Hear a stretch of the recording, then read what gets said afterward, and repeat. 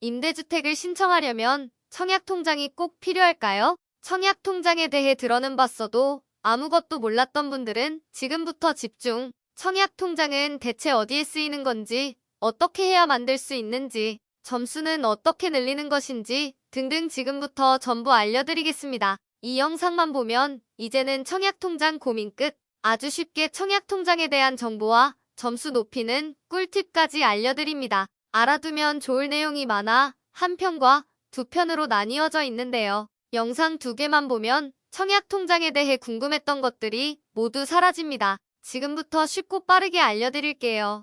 구독과 좋아요, 알림 설정은 영상 제작에 큰 힘이 됩니다.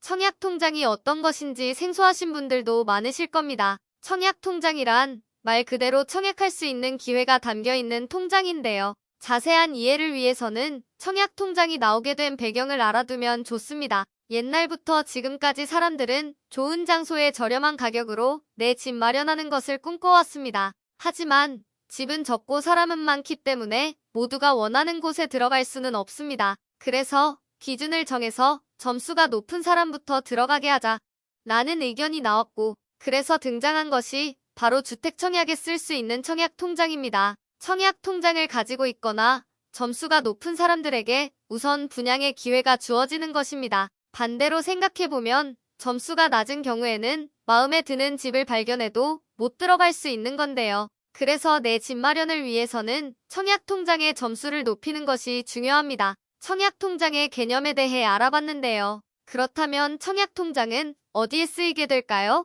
임대주택과 관련된 질문 중 항상 나오는 질문이 있습니다. 바로 임대주택 신청하려면 청약통장이 필요한가요? 인데요. 정답은 있으면 좋지만 없어도 상관없다 입니다. 여러분이 부동산에 관심이 있으시다면 임대와 분양을 잘 구분하셔야 합니다. 임대는 집을 빌리는 것을 의미하며 분양이란 집을 구매하는 것을 의미합니다. 앞서 청약통장에는 청약할 수 있는 기회가 담겨 있다고 했는데요. 청약통장의 기회는 단 한 번밖에 없습니다. 따라서 한 번 기회를 사용하면 청약통장은 그 기능을 잃게 되는 것인데요. 이 청약통장의 기회는 분양에서만 쓰이게 됩니다. 즉, 임대에서는 신청하든 당첨되든 청약통장 기회의 사용과는 관련이 없다는 것입니다. 여기서 꼭 알아두어야 하는 부분이 몇 가지 있습니다. 첫 번째로 임대에도 청약통장의 기회를 쓰는 상황이 한 가지 있습니다. 바로 5년 후 분양 전환되는 집과 같이 분양과 연관되어 있는 임대주택인데요. 그러니 공고문을 잘 읽고 분양과 관련된 임대주택인지 꼭 확인해봐야 합니다. 두 번째로 임대에서는 청약통장을 보유하면 가산점이 부여되는 경우가 있습니다. 신청에 청약통장이 필요하거나 청약통장을 보유하면 가산점을 주는 공고가 종종 있는데요. 물론 이럴 경우에는 청약통장이 필요하지만 청약통장의 기회 사용과는 상관이 없습니다. 임대주택별로 차이가 크기 때문에 공고문을 잘 확인해보는 게 좋습니다. 지금까지 청약통장의 개념과 청약통장이 어디에 쓰이는지 알아봤는데요. 그렇다면 청약통장은 꼭 필요할까요? 본인이 임대와 분양에 전혀 관심이 없다 라고 하는 분들은 청약통장 필요 없습니다. 하지만 조금이라도 관심이 있는 분들은 일단 만들어두는 것이 무조건 좋습니다. 왜냐하면 청약통장이 있어야만 신청할 수 있거나 가산점을 주는 공고들이 많기 때문인데요. 그럼에도 청약통장에 대한 오해 때문에 안 만들고 계시는 분들도 있습니다. 가장 대표적인 오해로는 청약통장에 돈 넣으면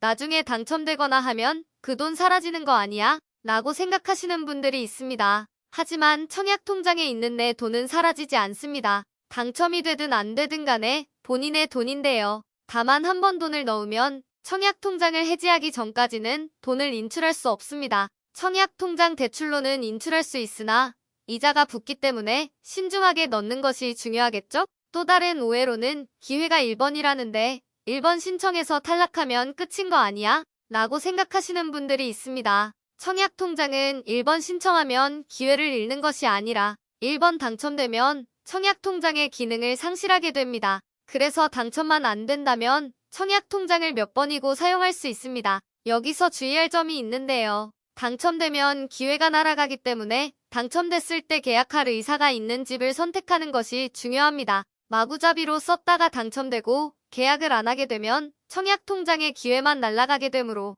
신중한 판단이 필요합니다. 결론적으로 청약통장은 일단 만들어 놓기만 하더라도 나중에 임대나 분양을 할 때 언젠가 한 번쯤은 쓰이게 됩니다. 청약통장에 대한 더욱 자세한 설명이 담겨 있는 두 편도 있는데요. 청약은 어떻게 신청하고 청약통장 점수를 높이려면 어떻게 해야 하는지, 청약과 관련된 꿀팁에는 뭐가 있는지 궁금하다면 꼭 다음 영상도 참고해 보시길 추천합니다. 이 영상을 시청하고 앞으로 내 집 마련하는 데 도움이 될 수 있기를 늘 응원하겠습니다.